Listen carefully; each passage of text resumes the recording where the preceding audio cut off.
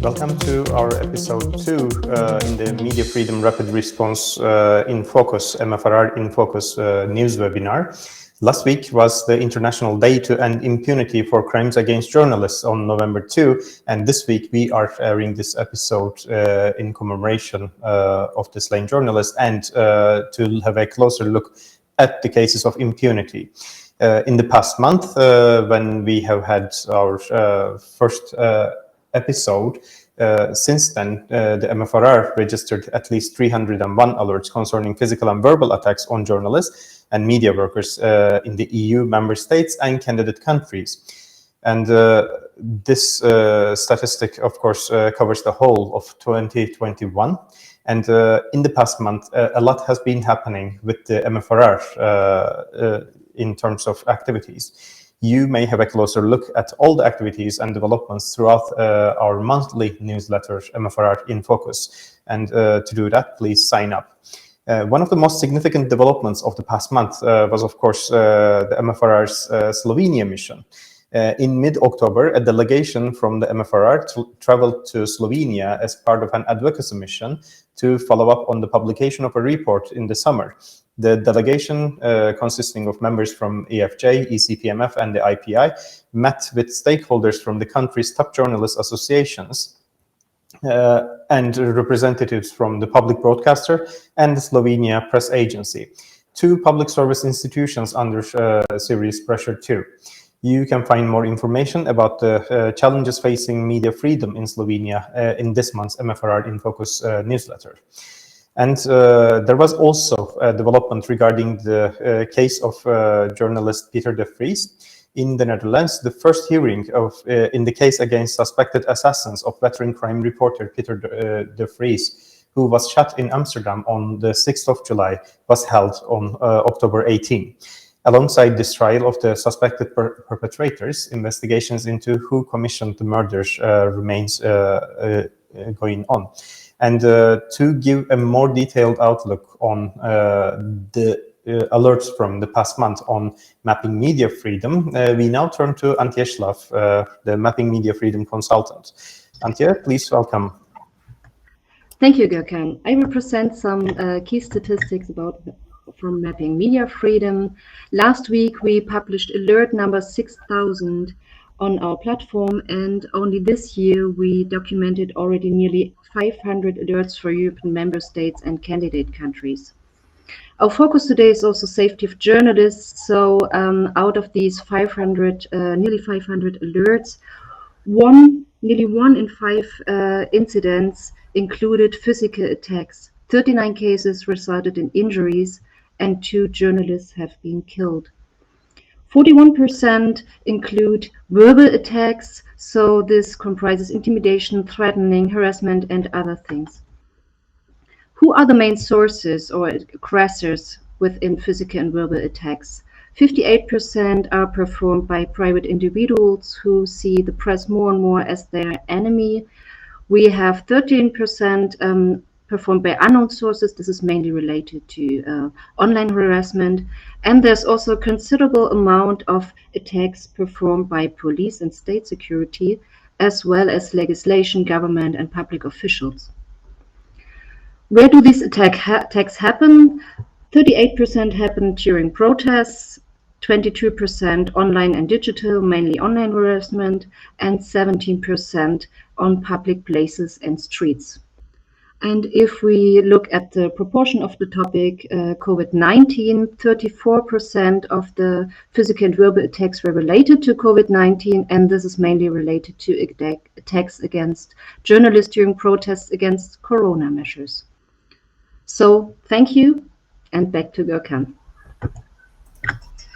Thank you so much, Antje, for sharing these important statistics with us. Of course, obviously, the attacks on journalism, journalists and media workers in Europe does not cease.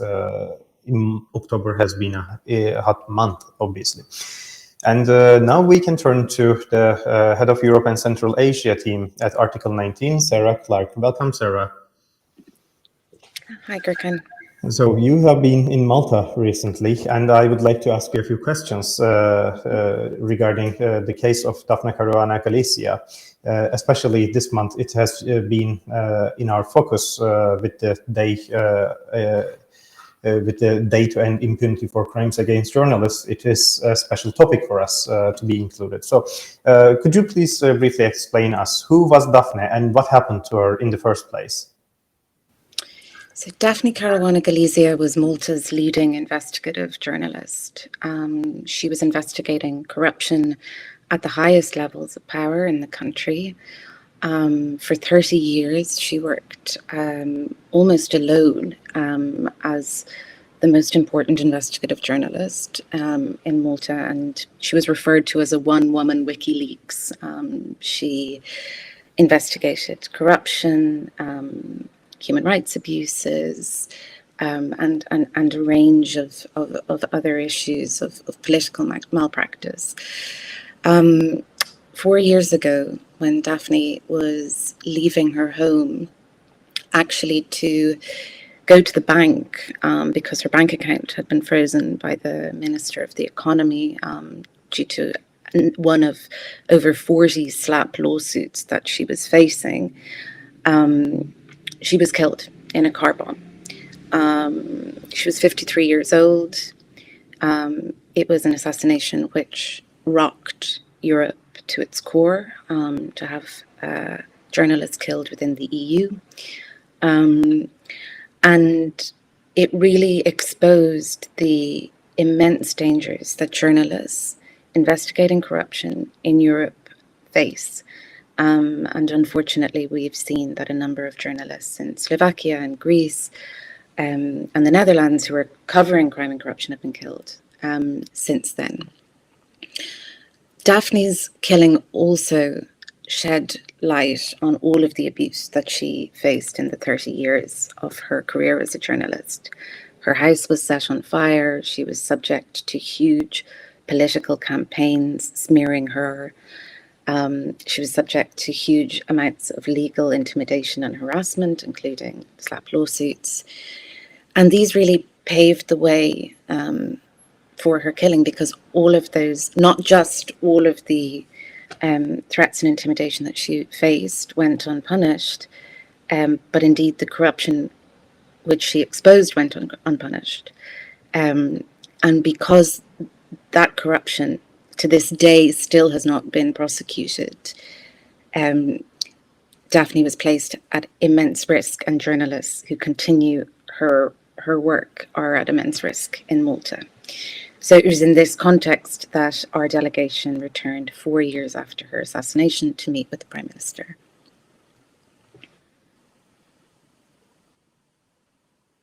And there has been a case regarding her, as we know, and it has been 4 years, as you mentioned. And what has been happening in the battle for justice regarding her case? So the battle for justice for Daphne has really been an extraordinary one. Her family, in the days after her assassination, launched a campaign which has essentially engaged every possible international and national mechanism in order to secure justice for her killing. In terms of the criminal prosecution for her murder, we currently have the former head of Malta's electricity or energy company, Jorgen Fenech, is accused of commissioning her murder, and his trial will begin next year. 2 of the hitmen who planted the bomb will also face trial next year. A third has already admitted his guilt, and 2 more individuals are charged with providing the bomb. So those trials will begin next year. However, what has been of even perhaps greater importance in understanding the context in which Daphne was assassinated is the public inquiry into the assassination of Daphne. And That's a monumental form of justice and investigation, which all of our organisations, the family, Peter Omzicht, the rapporteur at the Council of Europe, and of course the lawyers for Daphne's family fought for a long time to have set up. It has concluded its work in July with a 400-page report, which ultimately finds the state of Malta responsible for her death, so that they created the context of impunity, that they decimated the rule of law, they decimated the institutions. So that was the Prime Minister, who at the time was Joseph Muscat, and that they created the context in which she could be killed. Now, that public inquiry made some extremely important recommendations, which is why we were meeting with the Prime Minister. And the two really central recommendations are that journalism must be recognised as the fourth pillar of democracy, and that the state must create an enabling environment for journalism. So we've been pushing very hard with the Prime Minister to both enact legislation such as comprehensive anti-SLAP legislation, and also to enshrine the right of freedom of expression and freedom of the media as the fourth pillar of democracy in Malta. Sarah, Daphne's case is not an isolated one in Malta, but what are the ongoing concerns for press freedom and freedom of expression in the country? And basically, her case has set up a horrible precedent for Europe, and there have been multiple other cases of extreme violence against journalists ever since. And in the European Parliament, we heard last month that there would be a Media Freedom Act in preparation. But if we look specifically into Malta, what are the major concerns regarding press freedom? Well, we met with many journalists during our mission in October, and the primary concern, again, comes back to this issue that the failure to prosecute corruption at the highest level of government means, and that is the corruption which Daphne was killed for exposing, means that any journalists who continue those investigations into corruption at a high level remain at great risk. So really, this is a rule of law issue where we must see prosecutions for the immense corruption which Daphne was killed for exposing, and which many brave journalists in Malta are continuing to investigate.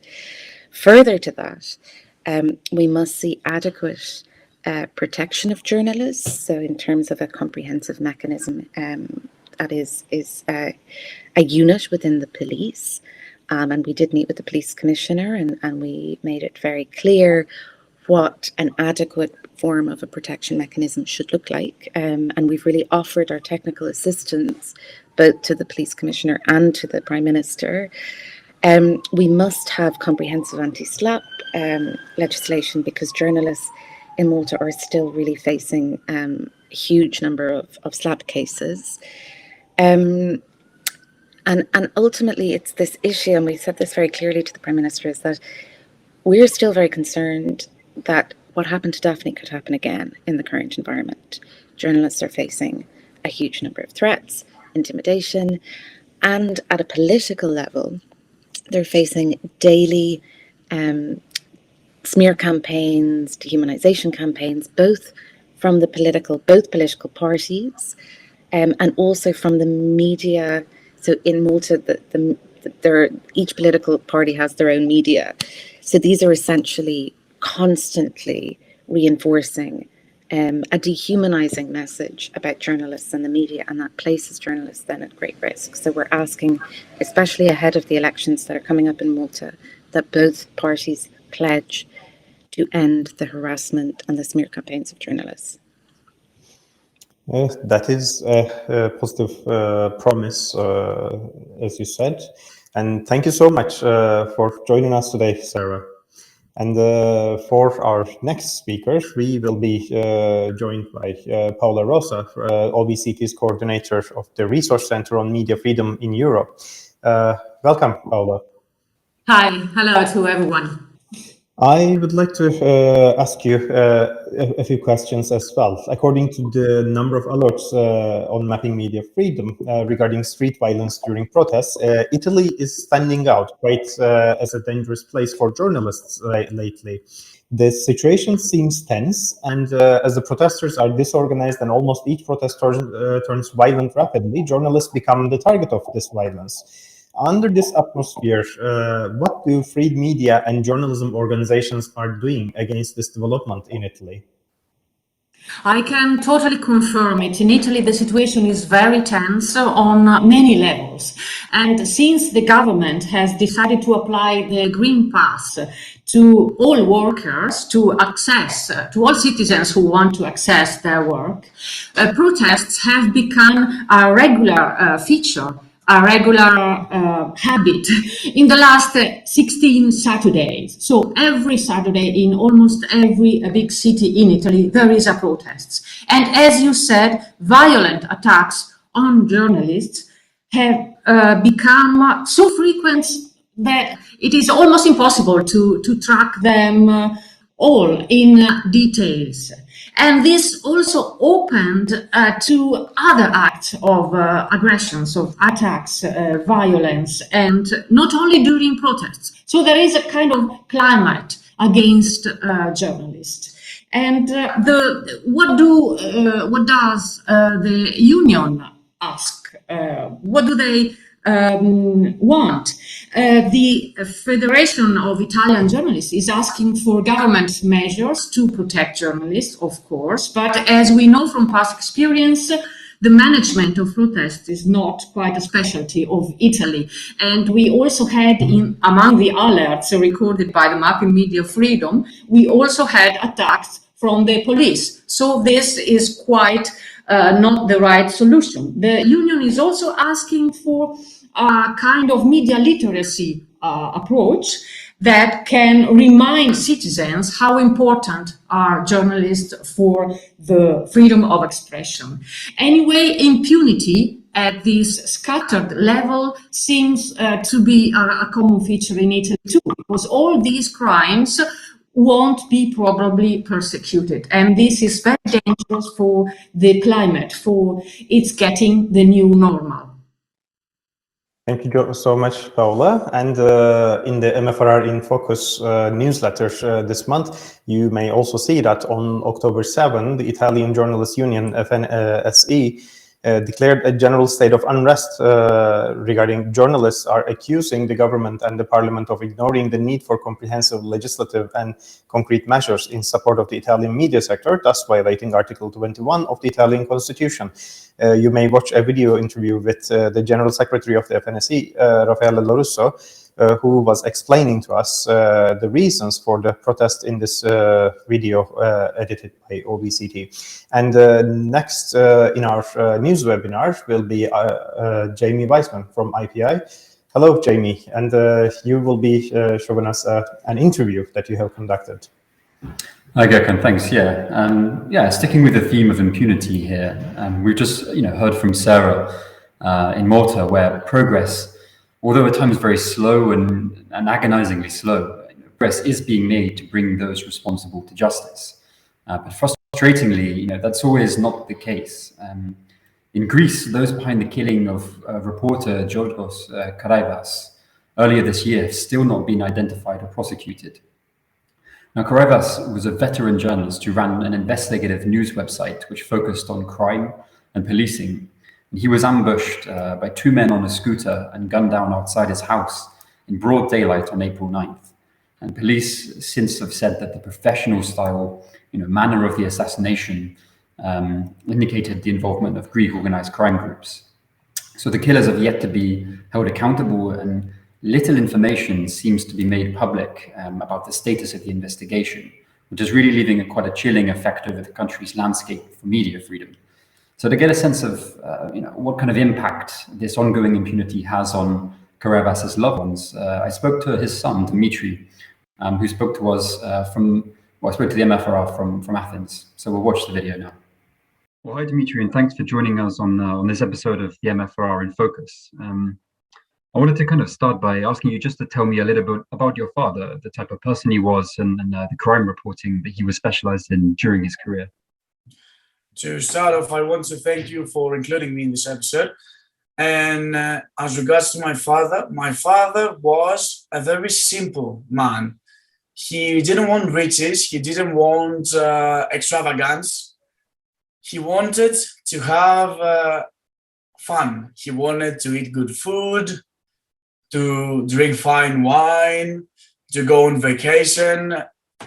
And the other thing he actually really loved was to help people. And the crime he was the reports was around that. He was a journalist because he thought that was the best way to help people and serve, while also having the time to do the things he wanted. So he specialized in investigative journalism as far as crime goes.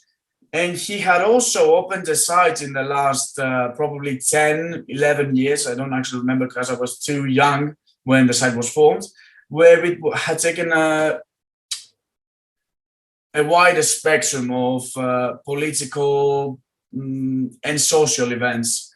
But his primary focus had always been crime and organized crime and terrorism. I mean, obviously, yeah, the killing shocked the country and in the European journalistic community as well. How much support and solidarity have you and your family received so far, both in Greece and internationally? The support hasn't been great, but it hasn't been bad either. We did make clear that we did not want any support in the way of money. We did not want any support in any of those forms. We actually wanted to send a message that what my father's killing didn't have to be viewed as something to make people scared. My father's feeling was inspiring. My father's killing was hope, because he showed that when you are one man, my father did never carry a gun. He did not believe in guns. He showed that one man with only a stroke of his pen, as he would have poetically claimed, can change the world, can make it a better place. So that's the thing that we wanted to see across the world and be heard. And that's the support we wanted to see from Greece and other countries. And we didn't see that. We didn't see hope being spread through my father's killing. We saw fear, we saw prejudice, not hope. Well, yeah, investigations by police are underway now. But I wanted to ask about what the understanding is at this time of you and your family as to the motivation or the reason for this attack and why a death contract might have been taken out. We actually have no idea. We've been in talk with the authorities that are handling the matter, and they seem great. But we have no clue. He wasn't really going after something at the time, as far as most people know. There might be someone that knows something we don't, but he was more, it was the quarantine, he was always inside with us, so he didn't have, at least as far as our understanding goes, he wasn't searching something. He had been on hit lists in the past from terrorist organizations and from mobsters being with a bit of a, with air quotes, because we don't have mobsters here, but something similar. But this time there had not been talk of him. No one had tried to scare him off, which has happened in the past. It was more of a, well, a shot behind the back, both figuratively and literally. I mean, it's now been 6 months since the death, and despite the collection of substantial amounts of data, security camera footage, I think forensic analysis as well, multiple interviews, obviously, no suspects have been publicly identified and no arrests have been made. Public information about the status of the investigation seems to be really, really scarce. So I wanted to ask how you judge the overall response of the Greek authorities so far. How much communication have you and your family had with them about the progress or the status of the investigation? and how hopeful are you that his killers, will face justice? Like I previously mentioned, we have been getting intel and we have been in touch with the people that are searching the matter. However, I do not think that what killed my father was a person, a gun, or even a mastermind. What killed my father was systemic problems that he was trying to fight, and as I mentioned before, he had been on hit lists before. It wasn't the first time this happened. So if the man who ordered my father's killing and his killers and the gun that was used wasn't the one in the execution, something else would have been, because my father wasn't fighting a single man, he was fighting a systemic problem. And as long as that systemic problem persists, no one can actually guarantee my father's life and anyone who truly believes in justice and freedom and the truth being out there. So what I would want to see from the government is to focus on the real problems and not to put blame on a person who, of course, has blame and has to face justice, but to look behind that. What can we do so that won't happen again? Can we prosecute one man? No, because someone else would take his place, like someone else would have shot the gun. We have to do something deeper than that. Something is going wrong. And that's what both the authorities and the government should aspire to fix, should aspire to change. Dimitris, thank you so much for speaking with us. We really appreciate it. And the MFRR stands, by your side and that of your family. And we'll continue to fight for justice for your father. So thanks again. Thank you very much for this opportunity. Thank you so much, Jamie, for this interview. And next in our program is a panel that will be led by the Communications and Project Officer at EFJ, Camille Petit, who is also doing the monitoring as part of the MFRR. Camille, welcome. Thank you, Gökhan. So yeah, let's have a closer look at the safety issue, which is now very high on our agenda in Europe because the number of attacks targeting journalists is increasing according to our monitoring. And let me welcome two guests for our discussion, David and Stefan. David Buven, you are the operations director of CAD Consultant, which is a media-specific risk consultancy company. You've been working for 18 years on risk and safety issues, specifically to media field. And you work with the International and European Federation of Journalists, developing risk assessment methodology and training. And of course, you trained various international media organizations, thousands of journalists in both conflict and non-conflict environments.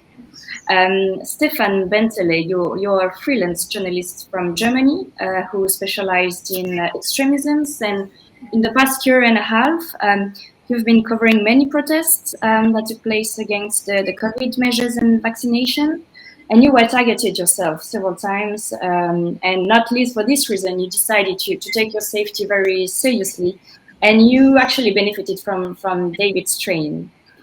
So Stefan, I'll start with you, if that's okay. Can you tell us about your personal experience as a journalist covering protests in Germany, a country with a lot of violence and hostility from demonstrators and police officers towards the media? Please, Stefan. Yes, I can talk only about domestic news gathering within Germany, but especially under this aspect, yeah. I think the new normal were words that really impressed me, especially since this COVID-19 protests, or these protests against the measures against COVID-19.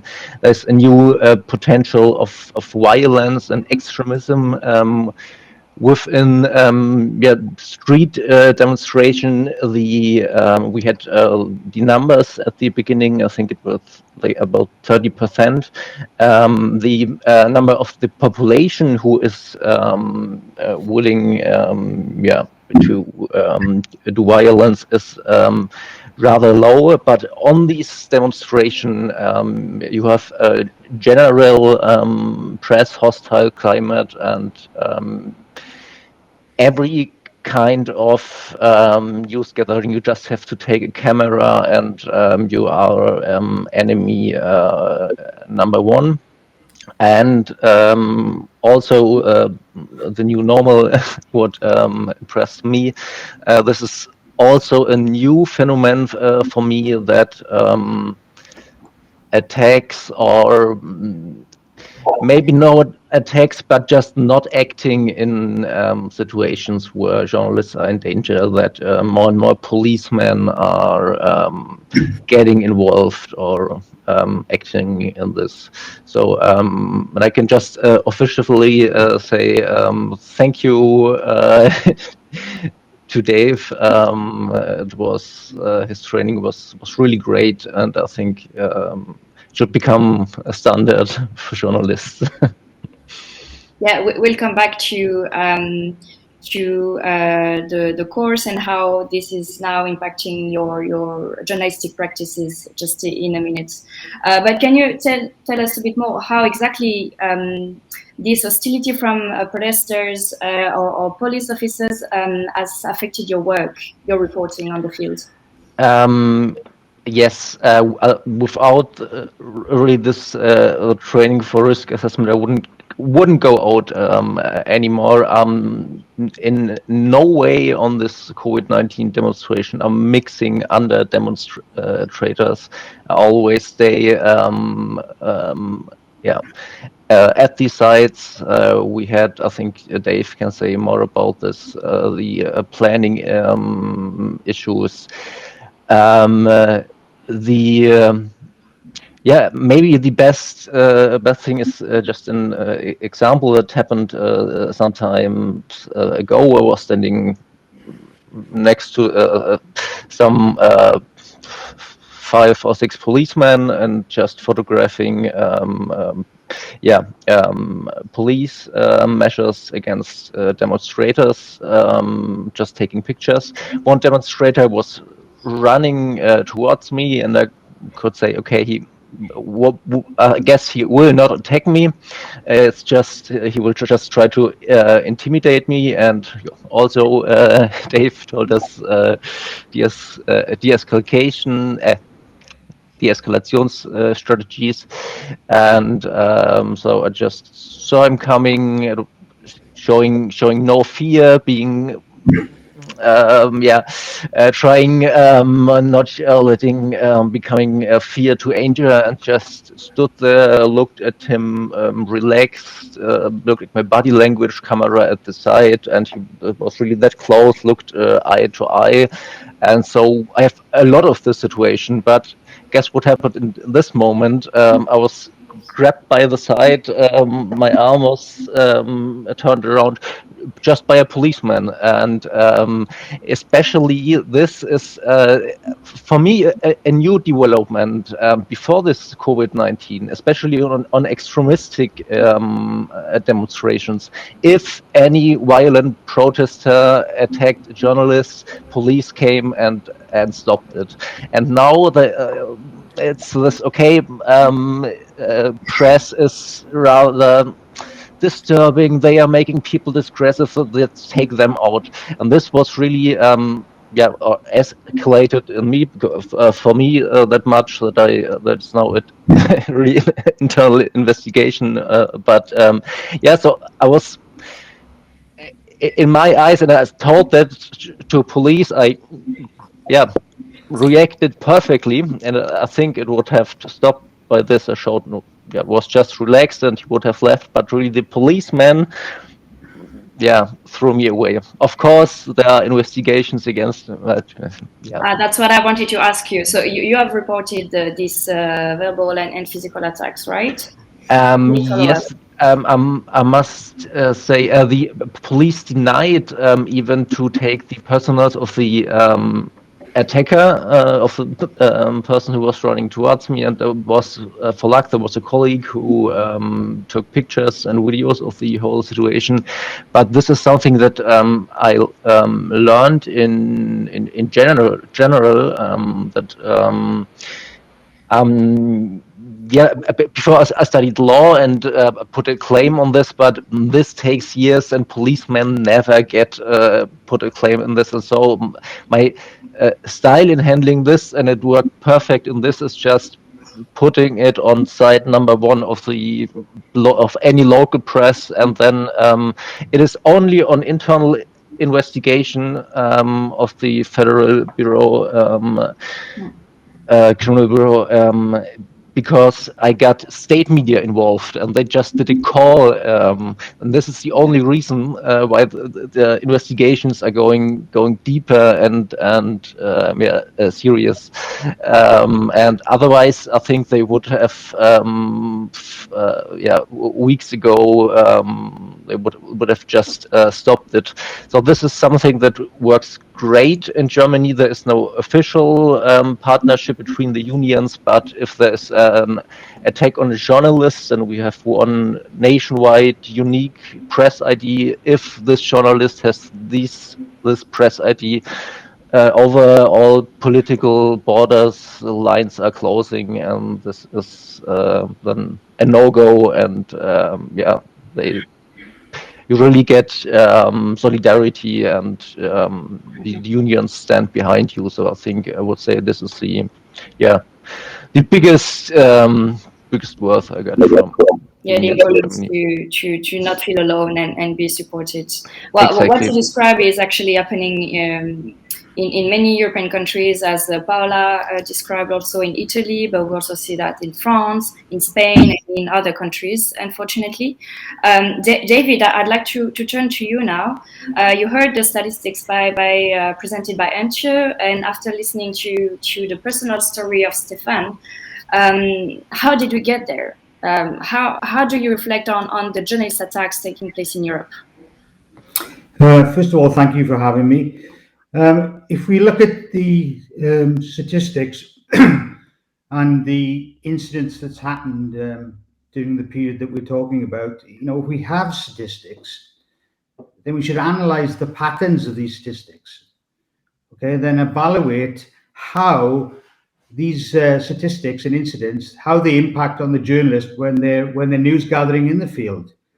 It's obvious to me that looking at these statistics that you have, that there was an amount of journalists that were not prepared to news gather in those environments.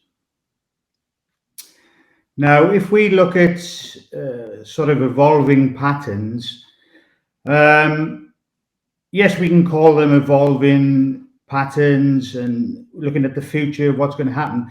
But a lot of these problems have been around for a long time, and a lot of these incidents have been around for a long time. For instance, physical threat and physical attack, it's always been there for the journalists in the field. So I think we also have to look at the impact of the COVID-19 pandemic, the invisible threat. Not only is, pardon me, is there a medical threat, but also from the anti-vax and anti-COVID demonstrations. Okay, I think these are going to escalate further. Financial constraints on people, so on and so forth, and obviously different parties getting involved in the infrastructure of these demonstrations. So I certainly think that is going to be an evolving threat. We have then the mistrust of the media. Okay, and what a lot of media got to realize, when you are in these sort of demonstrations, or you're doing any sort of in-depth investigation or any in-depth report, you are documenting history, and you have to be careful how you handle that sort of information. And you have to think about the threat, and you also have to think of the repercussion. Would you say there is already like a greater awareness in Europe of the necessity to take safety more seriously, because the type of threats or attacks that journalists may face have changed, meaning that now journalists don't necessarily have to go to war zones to feel vulnerable, that they can feel unsafe also behind the screen or on their doorstep? Well, yes, it seems nowadays that journalists are vulnerable anywhere. It could be at the home. It could be in the office, or it could be in the field itself. I mean, certainly, you know, we have discussed what happened to Peter in the Netherlands and Daphne in Malta. Okay, predominantly that was in-depth, you know, in investigation. But you know, when you were dealing with these sort of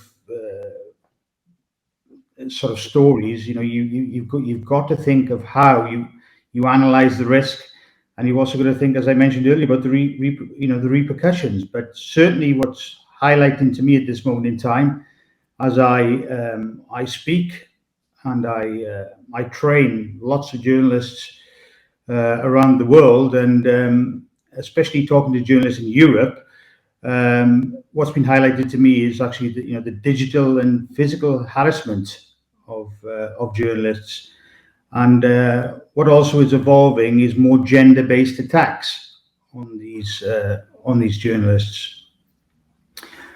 Obviously, it's been talked about earlier, and I've mentioned it myself. Obviously, the demonstrations, be it COVID demonstrations or political demonstrations, the type of criminality reporting, investigation reporting, but any type of in-depth reporting, depending on who you're dealing with, there could be repercussions and risks from that.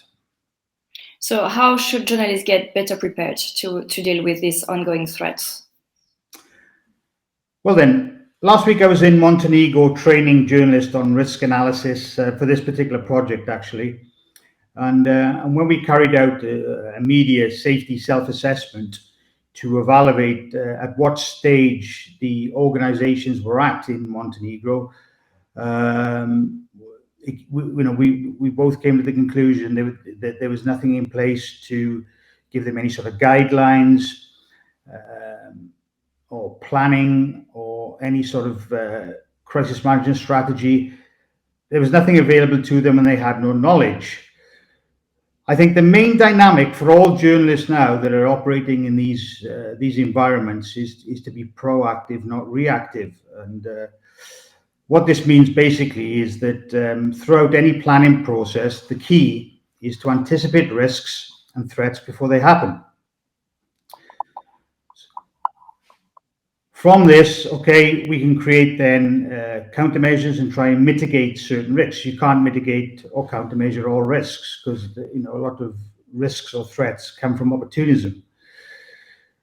The key goal, though, is to start trying to develop some kind of safety cultures, and more or less try and promote a safety-first mindset when planning and whilst journalists are out there news gathering.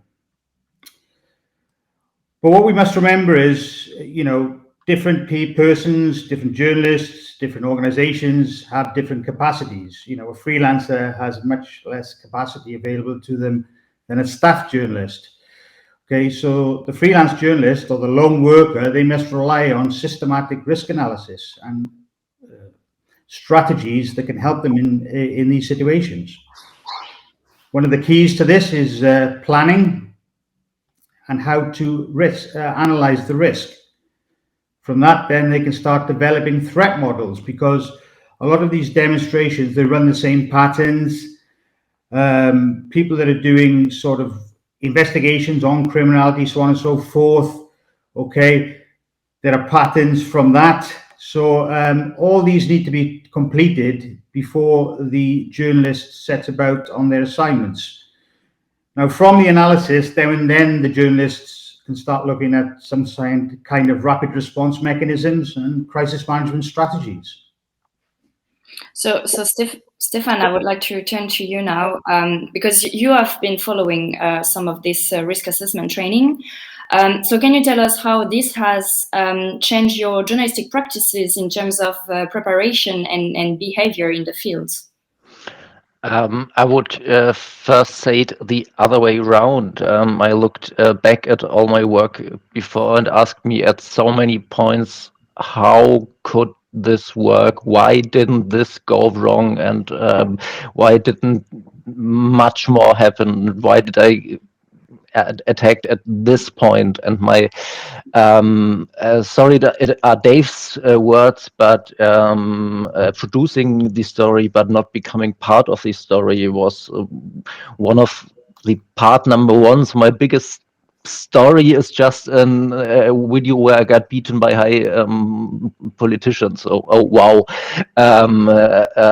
things like this. The planning part, especially this, what Dave already said, the acting proactive. If you get in a situation, if this aggressive demonstrator is running towards you, you must think about your next step. You must already know what to do. Have your protocols that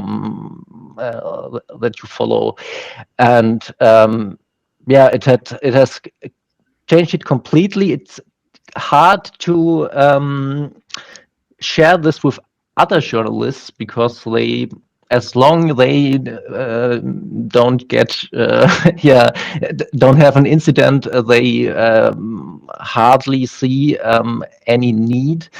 I would say in the end you get by this training a professional paranoia, but in a good way, because if you get attacked and maybe it goes to your brain and you are really in a not healthy paranoia, you see risks everywhere. And if you are in this station, and I had the luck that after Dave's course, because all this is theoretic stuff and you have to develop this in practice, that my neighbor is an US officer and working with other really tactical safety consultants, things like scanning the area. Of course, Dave said being aware all the time and look everywhere, but doing this in real, why you taking pictures? But now when I'm moving to demonstrations where I know, okay, there are people watching my way and they know my car, I can say, okay, this person is borrowing one earpiece at the next crossroads, one earpiece again. This person took a picture of me, things that I would have never seen before. Just, I don't know, just take Google Picasa, put all your pictures in it. It has face recognition. If persons are just lighting up red, it has, changed it completely. Maybe to come to the end, I can see the critique of many other journalists that it's some kind of military or paramilitary tactics or strategy, but I would say yes, but we had this statistics. I think it were again 30-35% of the attacks were policemen or security forces with problems with legislator and executives, and we are the fourth power, and it's a new development that we have police protecting press and not working against press. And if you look all over Europe, history might repeat, and fourth power was not always working together with the other three powers, but maybe against them. So to be in state to keep working, I think you just need this basic training, and I think this should really become a standard to get your press ID. This are just the basics, what you do believe before you leave your house. That's interesting to see that you can rather quickly move on from theory to practice, actually, and really implement it on a daily basis in your daily journalistic practices. I would like one last brief question to you, David. You're probably aware of these safety recommendations presented by the European Commission this last September. It's mainly addressed to member states, of course, but according to you, is this going in the right direction? Yes, I think every sort of movement in the right direction is positive, but I certainly think that if you look at journalists on a field level, that there needs to be more guidelines available to them of how to operate in these environments. They definitively need training in this. It's not something you can read from a website document. You know, you need to be trained correctly in the correct ways to analyze, and then how to operate in the field after you've analyzed the risk.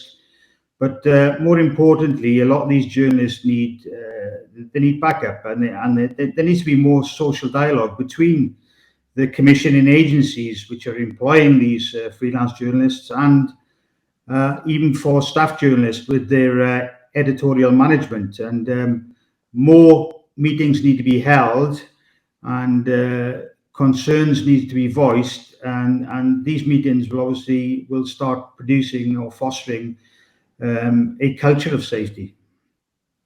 Thank you so much, David and Stefan, for joining us today. And I'll go back to Gökhan now. Thank you so much, Camille, for this great panel. And thank you to our speakers, David Bevan and Stefan Bentele. Today, you have seen the MFRR in Focus episode 2 of the news webinar. And this month's focus was the November 2 International Day to End Impunity for Crimes Against Journalists. The MFRR offers tangible and frontline support to journalists and media workers in EU member states and candidate countries who are at risk from their work. The existence of this mechanism enables the MFRR to react to changing situations and offer all necessary protections against a range of threats. Opportunities offered by the MFRR include support for legal defense and opinion, emergency support such as covering travel, psychological support and family costs, offering residencies in Germany and Italy, and delivering and supporting training sessions across the continent. This support is in place to ensure that journalists and media workers can continue their work and be protected from harm. You may find more information on the MFRR support mechanism, covering practical support, legal support, training sessions, and residency programs on mfrr.eu. And please do not forget to sign up for our monthly newsletter, MFRR in Focus. This episode has been delivered to you by the Alliance led by European Centre for Press and Media Freedom, including Article 19, the European Federation of Journalists, Free Press Unlimited, the Institute for Applied Informatics at the University of Leipzig, International Press Institute, and Observatory Balkany and Caucasus Trans-Europa OBCT. Thank you for watching us, and see you next month.